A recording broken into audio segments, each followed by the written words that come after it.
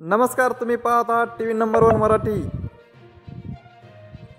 आताची सर्वात मोठी बातमी, कोणाला विरोध नाही, ओबीसी आरक्षण टिकवण्यासाठी आंदोलन, लक्ष्मण हाके अंबडमध्ये दाखल।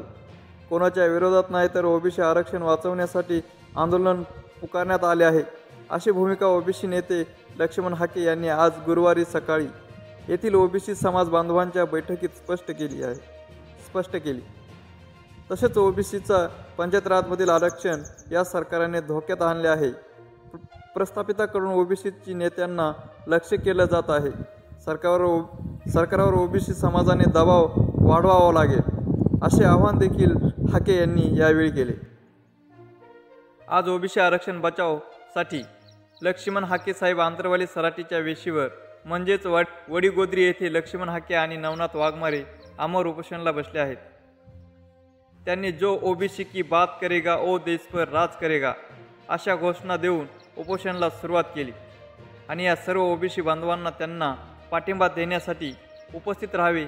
आता नाही तर परत कधीच नाही, आता तरी एकत्र या, असे सर्व ओबीसी बांधवांना यावेळी आवाहन करण्यात आले। पाहत आहात टी व्ही नंबर 1 मराठी। हाक तुमची, साथ आमची, पाहत राहा टी व्ही नंबर 1 मराठी। धन्यवाद।